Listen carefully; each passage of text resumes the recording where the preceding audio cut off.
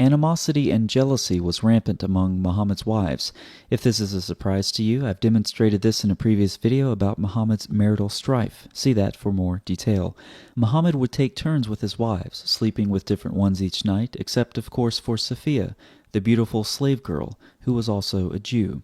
It was Aisha's turn on the rotation on the night Muhammad quietly crept out of bed, put on his shoes, and walked out into the darkness. Aisha, jealous Muhammad was sneaking away when it was her night with the Prophet, quietly followed. Muhammad lifted his hands in prayer several times, then turned to walk back to Aisha's house. Aisha ran ahead, trying to keep her spying a secret, but Muhammad had caught a glimpse of her shadow, and when he arrived at the bedside, Aisha was still out of breath. Muhammad's response was harsh.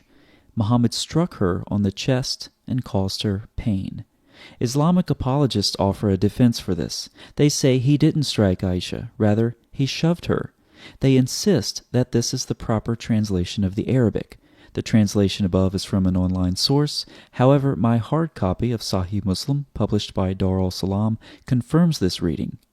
So we have two competing translations. I believe it's the latter, shoving, that is correct. But I don't know Arabic. So how do I arrive at this conclusion? A comprehensive study of the Hadith indicates a common thread between this and another scenario. There is another time when a hard shove is mentioned.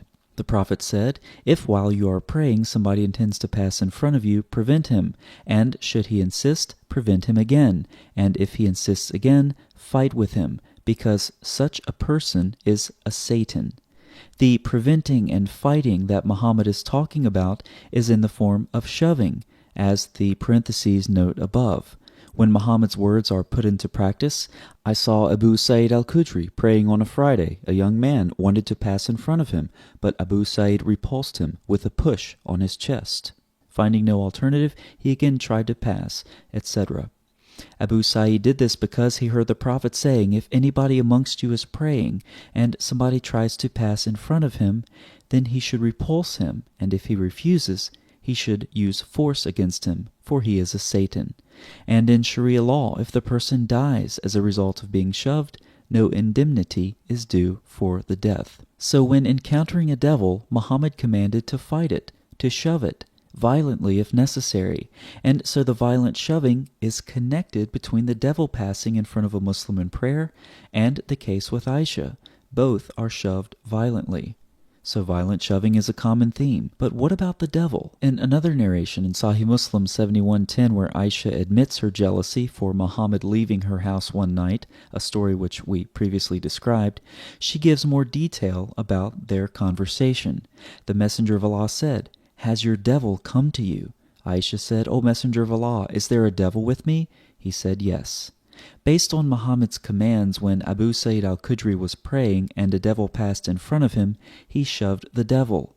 When Aisha's jealousy manifested itself as she spied on the Prophet, her devil had come to her, and Muhammad gave her a painful shove on the chest. And this is why I believe shoving Aisha is the correct translation over striking her. Though striking could be considered part of fighting the devil, it's not the first stage. The stages begin with a simple shove and then increase in severity up to and including death. Aisha was at the first level. Muhammad shoved her, and she acknowledged the devil inside of her. Having realized this, no further violence was required. So I believe the defense of Muhammad's actions by Islamic apologists stands, at least in part. Muhammad didn't strike Aisha, he only shoved her, but apparently hard enough to cause her pain, a detail which is in both translations of the narration. But is this any better? Upon being jealous, Muhammad taught Aisha that her devil had entered her, and at this point the only solution was to treat her with escalating violence. Had Aisha persisted, Muhammad would have continued to use more and more force to eradicate Aisha's satanic influence. But this notion Muhammad had about shoving a devil is simply nonsense. The criteria for determining if one is dealing with a Satan is arbitrary, but it is convenient for Muhammad. Jealousy was a constant among Muhammad's wives, so here Muhammad conveniently attempts to curtail this constant blight among his consorts by attributing Aisha's envy to a satanic force and applying the appropriate first-level punishment of shoving, thereby physically abusing Aisha and causing her pain.